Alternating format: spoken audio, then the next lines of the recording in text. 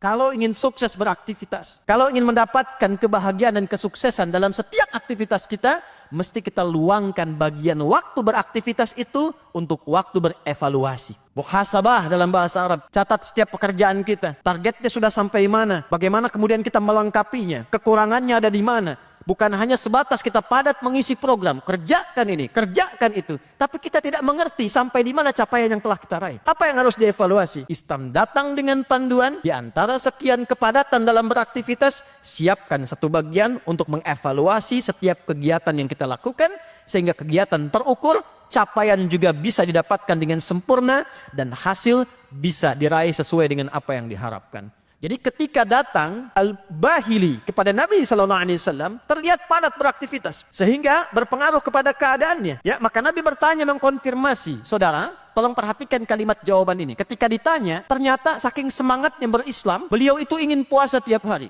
Beliau ingin tahajud tiap malam. Bahkan sebagian ada yang mengatakan, saya nggak mau nikah, saya ingin siapkan diri saya untuk ibadah saja. Maka apa yang Nabi katakan? Saya ini orang paling takwa di antara kalian, paling dekat dengan Allah. Tapi saya pun mengevaluasi diri saya. Saya puasa, saya juga buka. Artinya tidak harus semua puasa dilakukan. Sehari bisa puasa, sehari bisa buka. Saya juga sholat malam, saya juga istirahat. Dan saya menikah, kata Nabi. Ada keseimbangan dalam kehidupan. Ada penataan yang tertata dengan baik. Nabi mengajarkan tata hidupmu.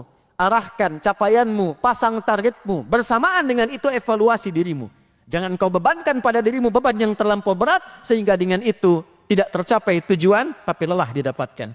Pulanglah ke rumah. Di antara kesibukan kita, adakah pernah mengadakan evaluasi tentang kehidupan di rumah tangga kita? Apa yang dicapai oleh anak-anak kita? Bagaimana istri kita? Siapkah saat kembali kepada Allah di hari kiamat ketika dievaluasi langsung oleh Allah Subhanahu wa Ta'ala? Pernahkah satu bagian dalam episode hidup kita duduk saja untuk duduk bersama berbicara tentang rumah tangga? Dalam sebulan berapa kali itu dilakukan? Bahkan Allah menurunkan ayat khusus, wabil ashari hum yastaghfirun. Ada keluarga hebat, calon penghuni taman surga, akan bergenggangan tangan masuk ke dalam surga. Di antara kegiatannya, mereka malam suka bangun menjelang subuh, duduk sama-sama mengevaluasi diri. Ayahnya mengatakan, ayah bekerja demikian, kalau ada yang kurang mohon maaf, kalau dihisab di hari kiamat, mudah-mudahan diringankan dengan kita bertobat kepada Allah. Ibunya merespon, istrinya merespon, ini yang bisa bunda kerjakan. Kalau ada yang salah bunda mohon maaf. Anaknya mengatakan yang pertama, ini yang saya kerjakan. Kalau ada yang kurang mohon maafkan ayah dan bunda. Demikian anak sampai ke bungsunya. Lalu semua mengatakan, ya Allah ampuni kami ya Allah. Kami ingin sesuatu yang baik ya Allah. Capaian yang baik ya Allah. Maka apa yang Allah katakan? Innal muttaqina fi jannati wa uyun akhidhina ma atahum rabbuhum innahum kanu qabla dhalika muhsinin kanu qalila minal laili ma yahja'un wa bil ashari hum yastaghfirun.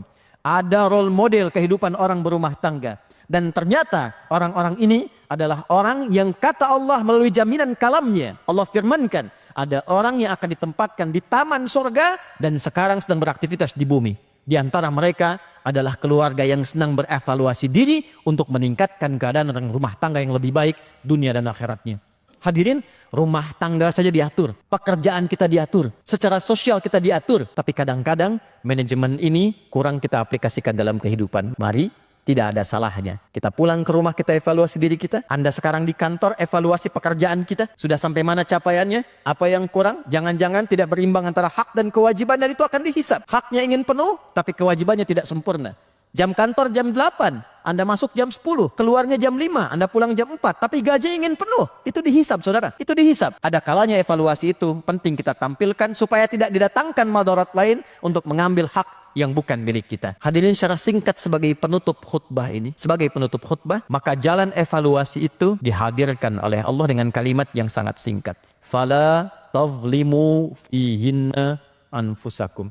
Jangan berbuat zalim. Maksudnya tempatkan kegiatan dengan cara yang baik. Mari evaluasi dari tubuh bagian atas sampai bagian bawah. Telinga pernah mendengar yang salah, lisan pernah bicara yang keliru, kaki pernah melangkah yang salah, itu zalim. Itu zalim. Ibnu Abbas radhiyallahu taala anhuma pernah mengingatkan, karena bulan ini ditetapkan oleh Allah sebagai bulan evaluasi dari keburukan menjadi kebaikan, maka orang yang sengaja berbuat maksiat di bulan ini, maka dosanya dilipat gandakan 2 kali lipat, seperti pahala pun dilipat gandakan 2 kali lipat. Pelipat gandaan ini bukan ingin menakuti kita, tapi lebih memberikan semangat kepada kita untuk menjadi pribadi yang lebih baik. Evaluasi yang mengantarkan kita pada kehidupan yang mencerahkan dan berkemajuan sampai kita kembali kepada Allah Subhanahu wa Ta'ala dalam kebaikan.